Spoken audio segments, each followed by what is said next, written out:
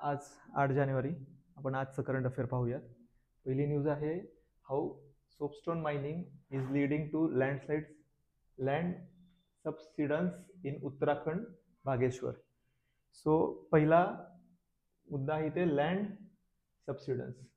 आपण हा एक पाहणार आहोत की लँड सबसिडन्स म्हणजे काय आहे.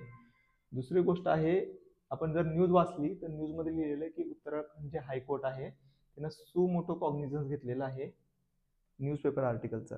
तर हे सुमोटो कॉग्निझन्स म्हणजे काय, तर जर जज ज्यावेळेस काहीतरी त्यांना वाटलं, न्यूज त्यांनी पेपर वाचला किंवा समाजात काहीतरी घटना घडलेली, तर त्यावेळेस जज त्या घटनेची स्वतःहून दखल घेऊन त्याच्यावरती काही कृती करू शकतात किंवा काहीतरी ऑर्डर देऊ शकतात की तुम्ही हे गोष्ट करा. याचं फेमस उदाहरण जर पाहिलं तर 2012ला जी निर्भया केस झाली होती, तर निर्भया केसच्या मुद्द्यामध्ये कोर्टनं सुमोटो कॉग्निझन्स घेतला होता आणि प्रशासनाला डिरेक्शन्स दिल्या होत्या. तसंच ज्यावेळेस कोविड आला होता 2020मध्ये, त्यावेळेस पण सुप्रीम कोर्टानं सुमोटो कॉग्निझन्स घेतला होता आणि प्रशासनाला डिरेक्शन्स दिलेल्या होत्या. म्हणजे जर काही अशा गोष्टी घडल्या की ज्यामध्ये स्वतः कोर्टला वाटतं की बाबा आता वाट पाहायची गरज नाहीये, आपण स्वतःहून दखल घेतली पाहिजे. सो याला म्हणतात सुमोटो कॉग्निझन्स. आर्टिकल 32 नुसार कोर्ट सुमोटो कॉग्निझन्स घेऊ शकतं. जसं आर्टिकल 32 नुसार कोणताही व्यक्ती डायरेक्ट सुप्रीम कोर्टमध्ये जाऊ शकतो. स्वतःचे अधिकार, फंडामेंटल राईटमध्ये काही प्रॉब्लेम झाला, त्यांना काय त्याच्यावरती अडचण आली तर तो जाऊ शकतो. तसंच याच अंतर्गत सुप्रीम कोर्ट सुद्धा सुमोटो कॉग्निझन्स घेऊ शकतं. दुसरं आहे या मुद्द्यामध्ये लँड सबसिडन्स. लँड सबसिडन्स म्हणजे काय, तर जमिनीमध्ये अंडरग्राऊंड जर माती खचली तर जमीन थोडं थोडं थोडं खाली खचायला लागते, जमीन खचणे, याला म्हणतात लँड सबसिडन्स. आता सोपस्टोन मायनिंग, सोपस्टोन काय असतो, तर आपण जे किचनचे सिंक बघतो किंवा किचनचे वरचे आपण प्लेट्स पाहतो त्या सोपस्टोनच्या असतात. ह्या सोपस्टोनचा वापर का केला जातो, तर हे एकतर सॉफ्ट असतात आणि ते इझी टू कार्व आउट असतात. त्याचबरोबर ते हिट रेजिस्टन्स असतात. त्याचबरोबर ऍसिड आणि अल्कलीसाठी पण ते रेजिस्टन्स असतात. त्यामुळे सोपस्टोनचा वापर केला जातो किचन सिंक वगैरे बनवताना किंवा काउंटर टॉप्स बनवताना ह्या सोपस्टोनचा वापर केला जातो. त्यामुळे याला डिमांड असते. आता जेव्हा मायनिंग मध्ये काय होतं की जमिनीच्या आतून तुम्ही काहीतरी काढून घेताय, तर ऑब्व्हियसली त्याचबरोबर ग्राउंड वॉटर टेबल पण कमी झालेली असते. त्याबरोबर तुम्ही सोपस्टोन पण काढलेला आहे, तर तिथली जमीन खचते, हळूहळू खाली जाते. तर त्यामुळे काय होतं की जमीन धसत धसत धसत खाली जाते. आता याचं उदाहरण काय, तर आपल्या महाराष्ट्रामध्ये होतं का, तर हो, आपल्या महाराष्ट्रामध्ये पण या गोष्टी होत असतात. आपण बघूया पुढच्या स्लाइडमध्ये. तर महाराष्ट्रामध्ये हा प्रॉब्लेम आहे का लँड सबसिडन्सचा, तर आहे. तर महाराष्ट्रामध्ये मुंबई जी आहे ही प्रत्येक वर्षी मुंबई ही 2 मिलीमीटरनी खाली धसते. म्हणजे मुंबई खाली चालले हळूहळू. म्हणजे जर इथून पुढे आपण काही शेकडो वर्षांनी गेलो तर आपल्याला जो हाजी अलीचा दर्गा दिसतोय तो आपल्याला पूर्ण पाण्याखाली गेलेला दिसेल, किंवा महालक्ष्मीचं मंदिर आहे ते तुम्हाला पाण्याखाली गेलेलं दिसेल. का, तर मुंबई हळूहळू हळू खाली धसते. आता ही धसण्याची कारण काय आहेत, कोणत्या गोष्टींमुळे लँड सबसिडन्स होतोय, तर पहिला आहे ground water extraction. Ground water मोठ्या प्रमाणात काढलं जातं, तर ती जागा ऑब्व्हियसली वरच्या वेटमुळे बसणार आहे. दुसरं काय, मोठ्या प्रमाणात मायनिंग होतं, तर तुम्ही त्यातले माइन म्हणजे काय, तिथले जे मेटल, जे मिनरल्स असतील ते तुम्ही काढून घेताय, तर ऑब्व्हियसली त्या ठिकाणी जमीन धसण्याचा धोका असतो. तिसरं आहे रिक्लेमेशन ऑफ नॅचरल वेटलँड्स, जे मुंबईमध्ये झालेले नाही का, समुद्रामध्ये भराव टाकून तुम्ही त्याचं घरं बांधता. त्यामुळे काय होणार आहे, ते भराव टाकलेलं आहे ना, तो धसणार आहे खाली. सो मुंबईचा जो पण मुद्दा तोच आहे. इन्फ्रास्ट्रक्चर मोठ्या प्रमाणात प्रोजेक्ट असतात आणि इकॉलॉजिकल डिस्टर्बन्सेस, या गोष्टींमुळे काय होतं की आपल्याला लँड सबसिडन्स पाहायला मिळतो. आता याचे इफेक्ट्स काय आहेत, तर alter local hydrology and causing floods. मुंबईमध्ये पूर येतात, एक पाऊस पडला की पुराची परिस्थिती निर्माण होते. रिझन्स हे पण त्यामागे एक आहे. पुअर मॅनेजमेंट आहेच आहे, लक्षात घ्या, पुअर मॅनेजमेंट आहेच आहे मुंबई फ्लड साठी नाही का. पण त्याचबरोबर हे पण रिझन आहेत जे नॅचरल जॉग्राफिकल रिझन्स आहेत, कारण समुद्राची पातळी आणि मुंबईची पातळी ऑलमोस्ट सेम झालेली आहे. लक्षात, जर समुद्राला भरती आलेली आहे तर ऑब्व्हियसली पाणी जाणार आहे कुठे, आलं लक्षामध्ये. तर त्यामुळे काय होतं की थोडा पाऊस पडला की मुंबईमध्ये सगळं पाणी वरती येतं. मुरायला काही पाणी जागाच नाही त्या ठिकाणी. त्याचबरोबर काय damage civic infrastructure like road, railways and bridges. Obviously धसले की आता आपण जो मागचा न्यूज पाहिली या ठिकाणी, हा आहे उत्तराखंडचा. जर उत्तराखंडचं तुम्ही जुनं कन्स्ट्रक्शन वगैरे बघितलं तर त्याचा लँड सबसिडन्सचा त्याच्यावरती काही प्रभाव पडत नव्हता फारसा, कारण ते त्या इकॉलॉजीला, त्या एन्व्हायरमेंटला पूरक अशी कन्स्ट्रक्शन होते. पण आता जे कन्स्ट्रक्शन झालेले आहेत, जे की आपण सिमेंटचे कन्स्ट्रक्शन म्हणतो, स्लॅब वगैरे जमीन, त्याला लिटरली क्रॅक जातात. मोठे रोड्स जे आहेत, डॅम्स, ते काय होतं त्याला डायरेक्ट क्रॅक जातात. त्यामुळे रोड्स, रेल्वेज आणि ब्रिजेस जे आहेत ते फार काळ टिकत नाहीत लँड सबसिडन्सच्या केसमध्ये. आणि हा इनंडेड लो लाईंग एरियाज. आता पुढे बघूया आपण लँडस्लाईड. लँडस्लाईड त्याच्यात आपण पुढची साईड बघूया. लँडस्लाईड काय असतं तुम्हाला आठवत असेल, 2014 मध्ये 30 जुलैला महाराष्ट्रामध्ये माळीण या ठिकाणी एक गाव पूर्ण होतं. माळीण हे लँडस्लाईड मध्ये नष्ट झालं होतं. सकाळी जेव्हा न्यूज आली होती तर आपल्याला न्यूज आली होती की पूर्ण गावामध्ये कोणच राहिलेलं नाही, पूर्ण वरचा डोंगर आहे तो गावावरती आला होता. हे इथं बघा, हे न्यूज हे दिसतंय तुम्हाला फोटोमध्ये, हा पूर्ण असा कोसळलेला आहे. पूर्ण गाव एका रात्रीमध्ये गायब. तर हे काय लँडस्लाईड. आता लँडस्लाईड म्हणजे काय की डोंगर आहे, डोंगरावरनं सर्व गोष्टी ढासळतात. कशामुळे ढासळतात तर खाली जे कन्स्ट्रक्शन झालेले असतात, मोठ्या प्रमाणात वृक्षतोड झालेली आहे, त्यामुळे जमीन धरून ठेवली जात नाही आणि जस्ट पाणी पडतं त्यामुळे ते पाणी झिरपतं त्यामध्ये आणि त्यामुळे सॉइल आहे ते लूज होते. आणि ते सॉइल लूज झाल्यामुळे काय होतं, एक वेळ अशी येते की पूर्णपणे घसरून येते खाली आणि त्यामुळे निर्माण होते काय होतं, लँडस्लाईड. आता जे डिझास्टर मॅनेजमेंटच्या टॉपिकमध्ये हे विचारलं जाऊ शकतं आपल्याला. ठीक आहे. सो हे माळीण विलेज आहे, आंबेगाव तालुका, पुणे डिस्ट्रिक्टमध्ये घडलेला किस्सा आहे. पूर्ण गाव यामध्ये गेलेलं आहे. आता ह्या दोन्हीमध्ये फरक समजून घ्या की लँडस्लाईड आणि लँड सबसिडन्स मध्ये काय फरक आहे. तर इथे काय आहे लँडस्लाईड मध्ये की उंचावरून जो पूर्ण डेब्रिस आहे, जो दगड आहे, पूर्ण माती आहे, ती कोसळून खाली येते जमिनीला. पण लँड सबसिडन्स म्हणजे काय आहे, त्याच ठिकाणी जमीन धसत चाललेली. तर ह्या दोन गोष्टी फरक आहे, लक्षात घ्या. लक्षामध्ये म्हणजे काय, आता आपण मुंबई म्हणतो, आता मुंबई काय आहे, समुद्राच्या एकदम जवळ आहे. म्हणजे आता हा जो एरिया आहे हा मुंबईचा एरिया आहे आणि इकडे समुद्र आहे, हा समुद्र आहे नाही का. आणि आपण म्हणूया की हा एरिया आणि इकडे सह्याद्रीचा घाट सुरू होतो. आता हा मुंबईचा जो एरिया आहे हा ऑलरेडी पाण्याच्या पातळीच्या जवळ आहे. पण आता हाच एरिया खाली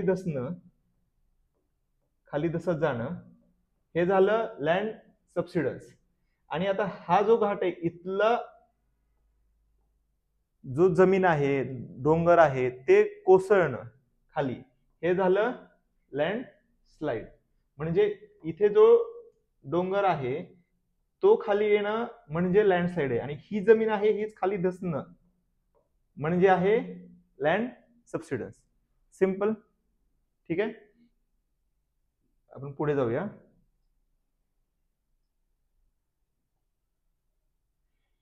पुढची न्यूज आहे, हा आता आज सगळं हेच मुद्दा आहे, लँडस्लाइड, सबसिडन्स आणि हे रॅट होल मायनिंग. आता रॅट होल मायनिंग म्हणजे काय आहे आणि हा मुद्दा का चर्चेला आलेला आहे, तर आसाममध्ये दिमा हासाव डिस्ट्रिक्ट मध्ये जे एक रॅट होल मायनिंगचा प्रकार आहे, यामध्ये त्या माइनमध्ये ऑलमोस्ट 9 वर्कर्स आहेत ते ट्रॅप झालेले आहेत. तर रॅट होल मायनिंग म्हणजे काय, एकतर हे पहिली गोष्ट म्हणजे रेग्युलेटेड नाही आहे किंवा याला परवानगी पण दिली जात नाही. यामध्ये काय आहे की एकदम छोट्या आकाराचे खड्डे खाणले जातात आणि त्यात जाऊन ते मायनिंग केलं जातं. म्हणजे हे लोकल लेवलला मायनिंग केलं जातं, मोठ्या कंपन्या नाही आहेत. लोकल जे लोक आहेत ते स्वतः किंवा त्या भागातील प्रतिष्ठित काही व्यक्ती असतील, छोटे मोठे पॉलिटिकल लीडर असतील, ते काय करतात, त्याचा वापर करतात आणि त्यातून तो कोळसा वगैरे काढून घेऊन जातात. आता यामध्ये हे चित्र बघा, हे असे छोटे छोटे त्यांनी बोळ म्हणू आपण एक प्रकारे होल, हा. सो ते होल, हा, आणि ते होल असतात ते हॉरिझॉन्टल आणि व्हर्टिकल असे दोन्ही प्रकारचे त्यांनी होल बांधलेले असतात. आणि यामध्ये काय होतं, जर पाणी आलं तर ते पाणी त्यामध्ये साचतं आणि बऱ्याच वेळा जर का लँड किंवा जमीन जर थोडी कोलॅप्स झाली तर मग ते पूर्ण ट्रॅप होतात आतमध्ये. जुना किस्सा आपल्याला उत्तराखंडमध्ये झालेला आठवत असेल की त्या ठिकाणी टनेल बांधताना ते लँडस्लाईड झाल्यामुळे पूर्णपणे लोक त्यामध्ये आत अडकून पडले होते. तसाच काहीसा किस्सा इथं होतो. हे अतिशय छोटे होल असतात, रॅट होल म्हणजे. आता हे अनरेग्युलेटेड आहे, याच्यावरती काही फारसं रेग्युलेशन नाही. आणि हा आसाम, मेघालय या भागामध्ये बऱ्याच खाणी आहेत आणि तिथे या प्रकारचे रॅट होल मायनिंग रॅम्पंट मोठ्या प्रमाणामध्ये चालू असते. ठीक आहे. आता हे दोन टाइप्स असतात, 2 types of rat hole mining.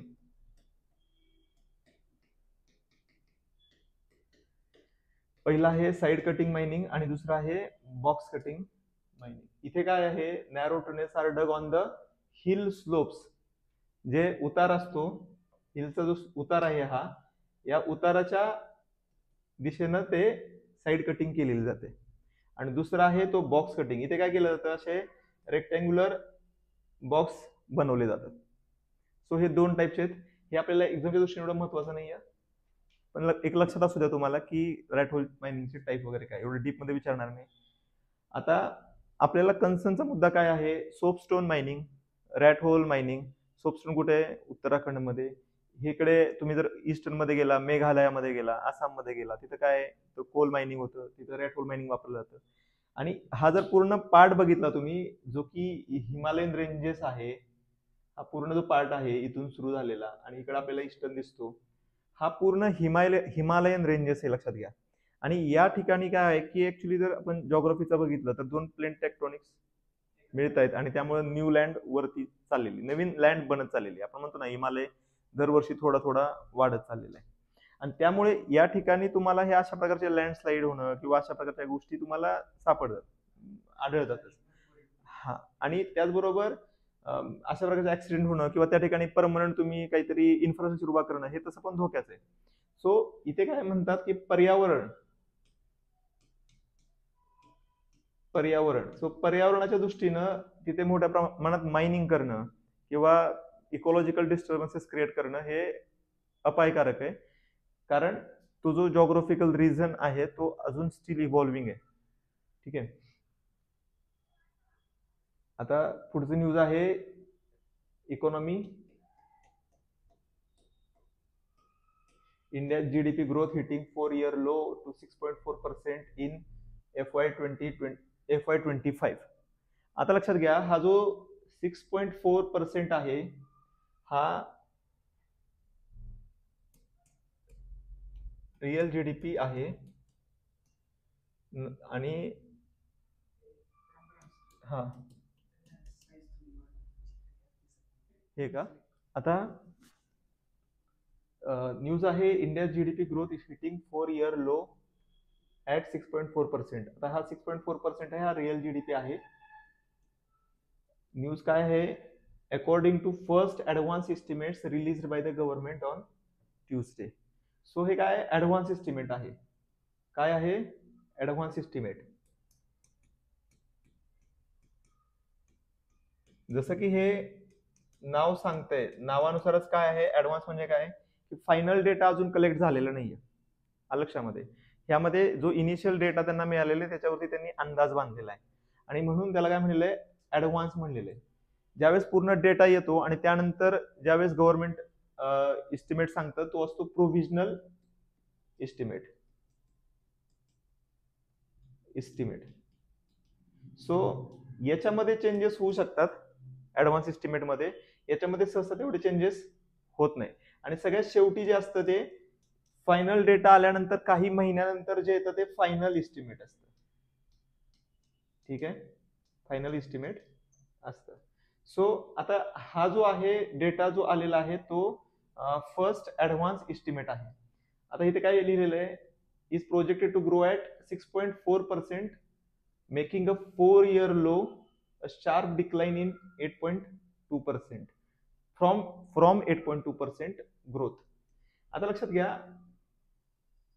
जीडीपीचा growth rate कमी झालेला आहे, जीडीपी कमी झालेली नाही. म्हणजे काय, वाढण्याचा जो दर होता जीडीपीचा तो कमी झालेला आहे, जीडीपी वाढतेच आहे. म्हणजे काय, उदाहरण आपण इथे घेऊया की, क्लिअर करू, क्लीन ऑल, ओके. म्हणजे काय आहे की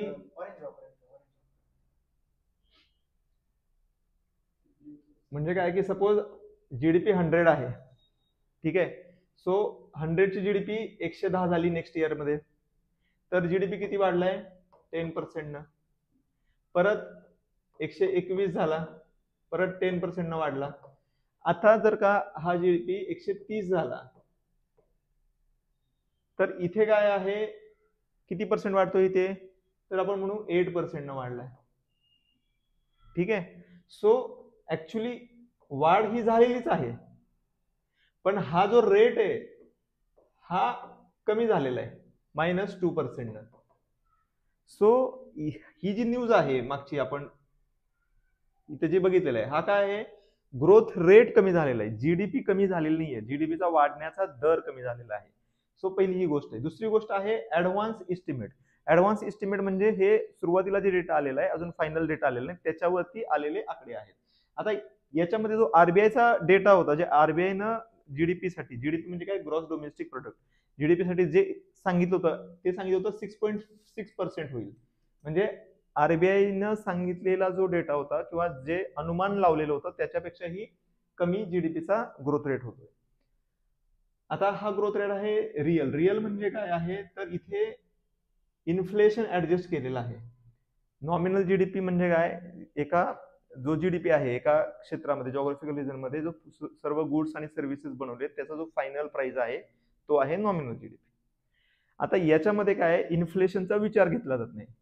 म्हणजे जर एखादी गोष्ट सपोज 100 रुपयाची वस्तू आहे आणि हे 100 रुपयाच्या 10 वस्तू दरवर्षी विकल्या जातात, ठीक आहे. तर 100 गुणिले 10 1000 रुपये आपण म्हणू त्या सिस्टमचा जीडीपी आहे. आता सपोज दुसऱ्या वर्षी त्या 100 रुपयाच्या वस्तूची किंमत आपण 150 रुपये केली आणि 10च वस्तू विकल्या गेल्या, तर आपल्याला दिसणार आहे की पुढच्या वर्षी 1500 रुपयाचा जीडीपी झाला.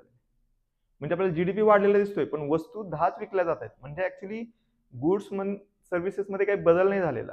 जे काही वाढ दिसते ती केवळ इन्फ्लेशनमुळे दिसते. लक्षामध्ये, महागाईमुळे ही झालेली वाढ. तर जेव्हा आपण महागाईमुळे झालेली वाढ काढून टाकतो नॉमिनल जीडीपी मधून, त्यावेळेस आपल्याला काय मिळतो? रिअल जीडीपी मिळतो, ठीक आहे. म्हणून रिअल म्हणजे खरी जीडीपी मिळते. आता इथे काय आहे की एक बेस इयर आपण पकडतो, जसं की आत्ताच्या मध्ये आपण 2012-13 पकडतो, तसं एक बेस इयर पकडतो आणि त्याच्यामध्ये आपण त्याला बेस इयर पकडून आपण त्या वर्षीच्या ज्या प्राइस आहेत त्याच प्रमाणामध्ये मोजतो, ठीक आहे. आता इथे बघा, reflects both quantity and price change. इथे रिफ्लेक्ट्स ओनली क्वांटिटी चेंजेस. म्हणजे खऱ्या अर्थानं देशामध्ये काही गुड्स आणि सर्व्हिसेस, वस्तू आणि सेवांचा काही वाढ झालेली आहे का याचा विचार याच्यामध्ये घेतला जातो. आता मेन कारण काय असू शकतं जीडीपीचा ग्रोथ कमी होण्याचं? तर ऑब्व्हियसली आपण देशांतर्गत काही कारणे आहेतच, पण मोस्टली याची कारण आहेत ते आंतरराष्ट्रीय कारण आहेत. रिझन काय आहे? तर तुम्ही याच न्यूजमध्ये पुढे बघितलं तर जो ऍग्रिकल्चर ग्रोथ रेट आहे या वर्षीचा जो तो 3.8% आहे, जो मागच्या वर्षी 1.8% होता. म्हणजे ऍग्रिकल्चर वाढलेलं आहे यावर्षी कम्पॅरेटिव्हली लास्ट इयर. पण ओव्हरऑल आपण बघितलं तर आपल्याला ग्रोथ रेट कमी झालेली दिसते. म्हणजे काय की इंडस्ट्री आणि सर्व्हिसेस सेक्टर मधून जी वाढ यायला अपेक्षित होती ती आलेली नाहीये. याच्या मागे बरेच रिझन आहेत, जसं की ग्लोबल टेन्शन्स चालू आहेत, युद्ध चालू आहेत, अजूनही रशिया युक्रेन युद्ध चालू आहे. त्याचबरोबर आता मिडल ईस्ट मधले जे युद्ध गोंधळ चालूच आहेत. त्यानंतर आता नवीन अमेरिकेचं इलेक्शन झालं, त्या अंतर्गत अमेरिकेमध्ये पण इलेक्शनच्या पूर्वी काही प्रोटेक्शनिस्ट मेजर्स घेण्याचे प्रयत्न झाले, त्याचा पण परिणाम आपल्याला दिसतो.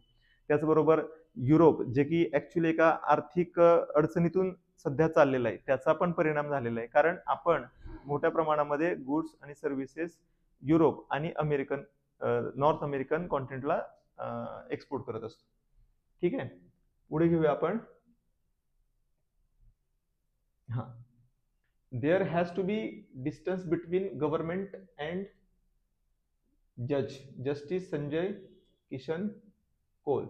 आता हे जे आहेत हे लास्ट मंथ मध्ये बहरीन इंटरनॅशनल कमर्शियल कोर्टला अपॉइंट झालेले आहेत.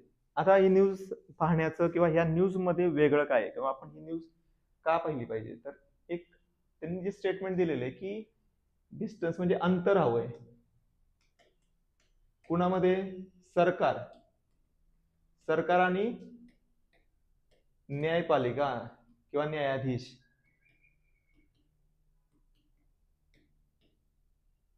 याच्यामध्ये अंतर हवंय. म्हणजे काय की न्यायाधीशानं जे फॅक्ट्स आणि फिगर्स त्यांच्या समोर आहेत त्याच्याच बेसवरती काम केलं पाहिजे.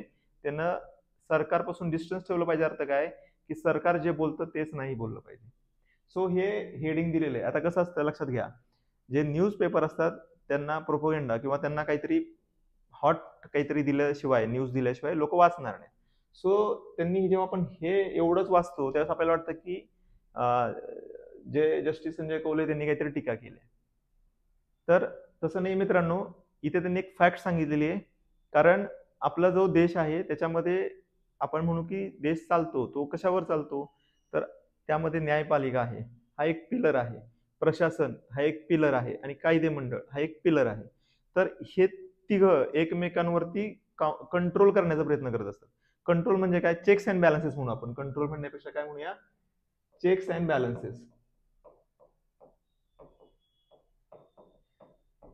म्हणजे जर प्रशासन त्याच्या पॉवर खूप मोठ्या प्रमाणात वापरते आणि त्याचा जर जनतेला त्रास होतोय किंवा कायदे मंडळ किंवा पॉलिटिशियन्स त्यांच्या पदाचा गैरवापर करतायत, तर शेवटी लोकांना काहीतरी एक पॉइंट पाहिजे जिथे जाऊन त्यांना आपल्यावर होणाऱ्या अन्यायाला वाचा फोडता येईल किंवा न्याय मिळवता येईल. त्यासाठी त्यांना एक सिस्टम दिलेली आहे, ती म्हणजे आहे ज्युडिशरी. ठीक आहे. सो त्यामुळे काय आहे की ह्या तिन्ही गोष्टी, ऍडमिनिस्ट्रेशन, त्याचबरोबर हे कायदे मंडळ म्हणून आपण, प्रशासन, कायदे मंडळ आणि ज्युडिशरी, हे एकमेकांपासून वेगळे असले पाहिजे. हे एक नॉर्मल सत्य आहे जे त्यांनी सांगितलेलं आहे. इथे पुढे न्यूज मध्ये पहा ते काय म्हणतात, judiciary gets its credence from how people perceive this institution. म्हणजे एक म्हण आहे ना की न्याय होणं महत्वाचं नाही, तर न्याय झालाय असं लोकांना वाटणं महत्वाचं आहे. सो लक्षात घ्या की लोकांना त्या सिस्टमवरती विश्वास असेल तर लोक त्या ठिकाणी जातील. जर विश्वास नसेल तर काय, तर न्यायदान किंवा न्यायपालिका ही पूर्ण विश्वासावर आधारित आहे. लोकांना विश्वास वाटला पाहिजे त्याच्याविषयी. सो लोकांच्या मनात परसेप्शन काय ज्युडिशरीचं ते सगळ्यात महत्वाचं आहे. मग पुढे काय म्हणतात, one of the 3 pillars of the system. 3 कोणते आहेत, प्रशासन, कायदे मंडळ आणि न्यायपालिका. आता याच ठिकाणी त्यांनी पुढे न्यूज जर तुम्ही वाचली तर त्यामध्ये काय दिसतंय की ते काय म्हणतात की सरकारनं अपोजिशनचा पण रोल नाही केला पाहिजे. Not mean to fight the opposition's battle with the government. म्हणजे अपोजिशनच्या बाजूने गव्हर्नमेंटच्या विरोधात बॅटल पण लढायची नाहीये किंवा गव्हर्नमेंट म्हणेल तेच म्हणून त्यांची री पण ओढायची नाहीये. आता या गोष्टी जर गेल्या काही दिवसांमध्ये तुम्ही बघितलं ज्युडिशरी बद्दल, की जसं की ज्युडिशरी जज अपॉइंटमेंट करण्याची पद्धत बदला म्हणून रिफॉर्म्स आणण्यासाठी गव्हर्नमेंटने काही बिल मांडले होते, ते बिल पण ज्युडिशरीने नाकारले. कारण ज्युडिशरी जे जज अपॉइंट करण्याची पद्धत आहे ही अतिशय वेग आहे, त्यामध्ये काही स्पेसिफिक नाहीये. त्यामध्ये कोणाचंही म्हणजे फक्त जजच निवडतात.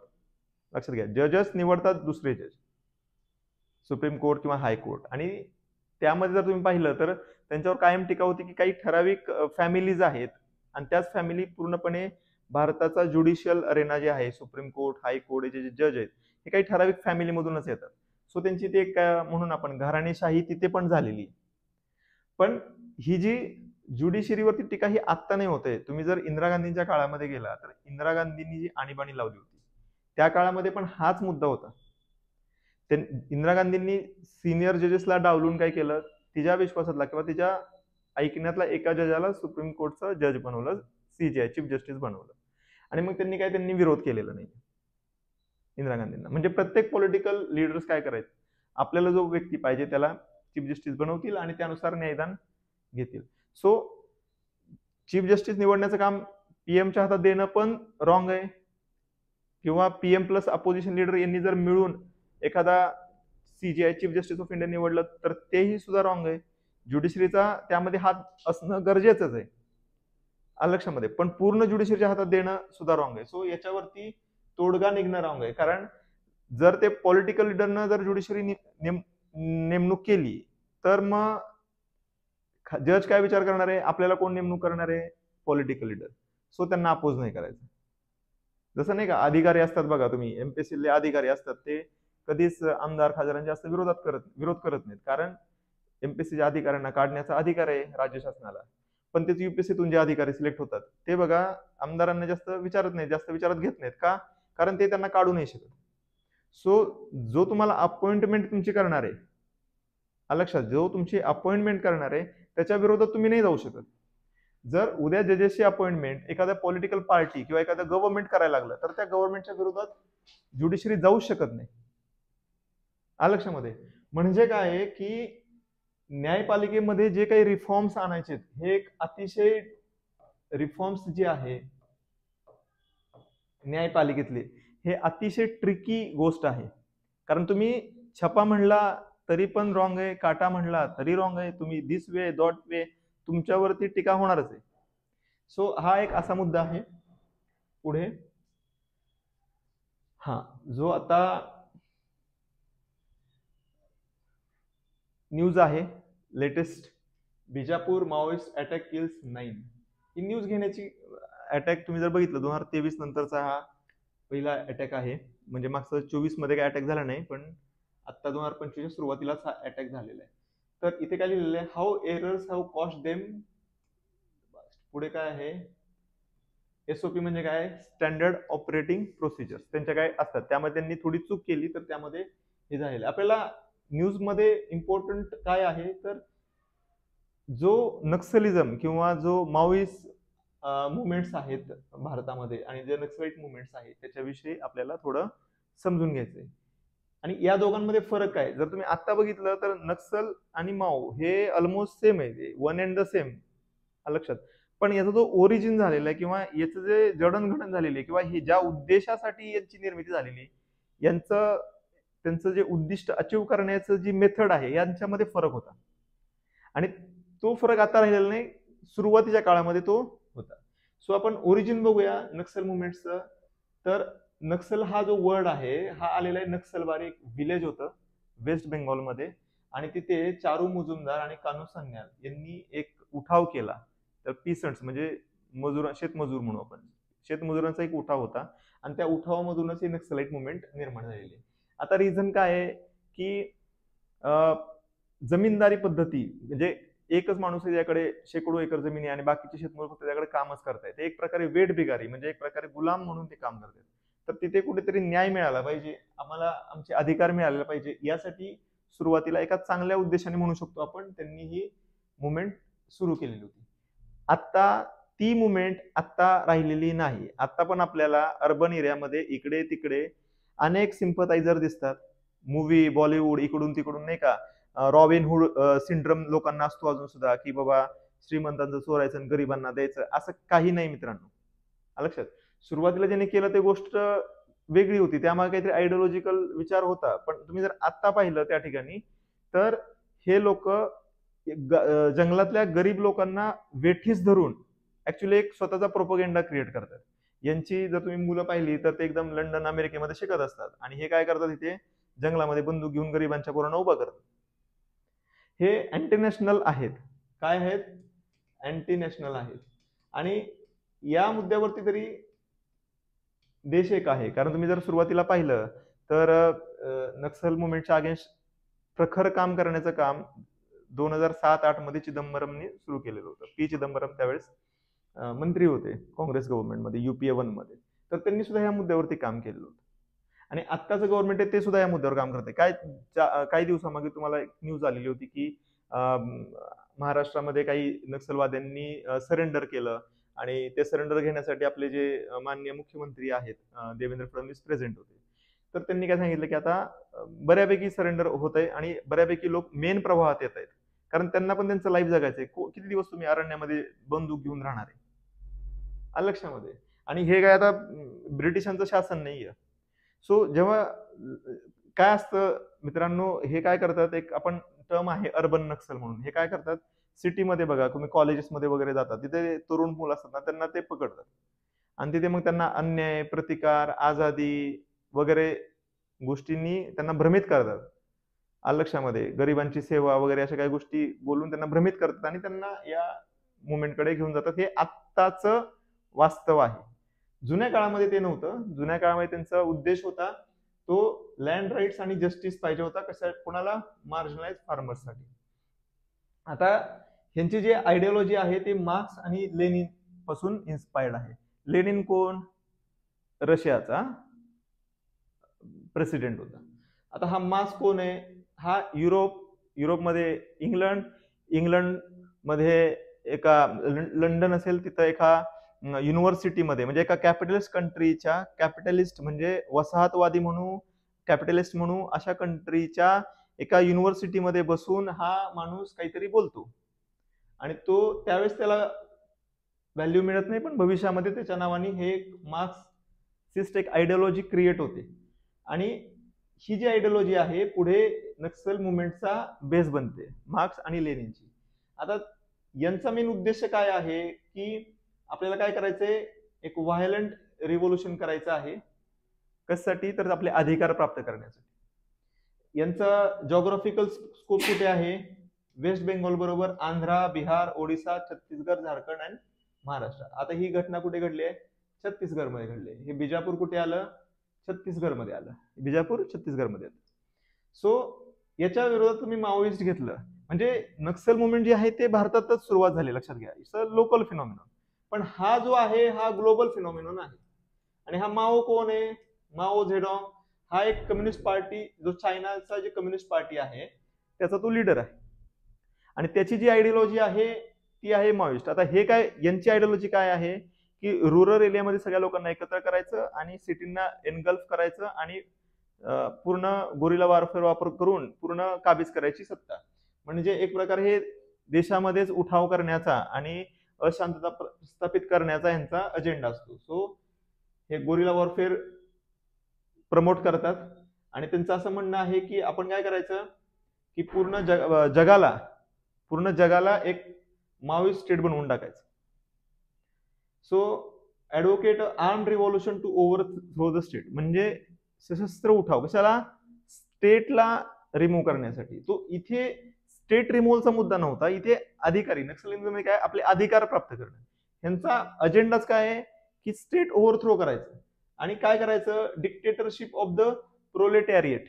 प्रोलेटॅरिएटचं डिक्टेटरशिप म्हणजे काय? तानाशाही. हा, डिक्टेटरशिप म्हणजे काय? तानाशाही. सो तानाशाही सुरू करायची. आता आपल्या भारतामध्ये एक CPIM आहे. हा हा डिक्टेटरशिप ऑफ प्रोलेटॅरिएट म्हणजे कामगार. लक्षामध्ये. सो आता यांचं काय? Focus on mobilising the rural population and exploiting inequalities in land distribution, caste system and tribal areas. म्हणजे लोकांना गोळा करायचा. त्यासाठी कशाचा वापर करायचा? इनइक्वॅलिटी आहे समाजामध्ये, जी इनइक्वॅलिटी आहे. दोन ग्रुप आहेत, काहीकडे काही नसतं, काही लोकांकडे भरपूर आहे तर त्यांच्याकडे काही नाहीये. त्यांना सांगायचं तुमच्यावरती अन्याय होतोय, तुम्ही अन्यायाविरुद्ध लढलं पाहिजे, म्हणून त्यांना एकत्र करायचं आणि एक सशस्त्र उठाव करायचा. सो ह्यांची एक जुनी आयडियोलॉजी आहे. मित्रांनो, एक बुद्धा इन ट्रॅफिक जॅम म्हणून मूवी आहे, तुम्ही ही नक्की पहा. बुद्धा इन ट्रॅफिक जॅम हा मूवी पहा, खूप चांगलं आहे. त्यामध्ये तुम्हाला हा एक्झॅक्टली काय चालू आहे भारतामध्ये आणि हे देशाला आतून तोडण्याचं काम करत असतात. हा हो हो वाटलं सर आम्ही जे एक इंटरव्ह्यू आहे साई दीपकचा, जे साई दीपक म्हणून आहे आणि हा आणि तो आम्ही इथे देऊ व्हिडिओच्या लिंकच्या खाली. ठीक आहे. हा ठीक आहे, आम्ही 2 व्हिडिओ देऊ, तो पण तुम्ही पहा. आता इथे जे आहे माओइस्ट आहेत ते communist party of India Maoist या नावाखाली आताही ऑपरेट करतायत. हे एक पार्टी आहे, लक्षात घ्या. आपल्या इथं फ्रीडम ऑफ एव्हरीथिंग आहे आणि त्यामुळे ही आयडियोलॉजी असणार आहे. Communist party of India, communist party of China, communist party of XYZ देश. म्हणजे हे जगामध्ये हे ब्रँचेस आहेत कम्युनिस्ट पार्टीचे. एक सेंट्रल कोणतं कम्युनिस्ट पार्टी आहे आणि त्यांचे ब्रँचेस आहेत.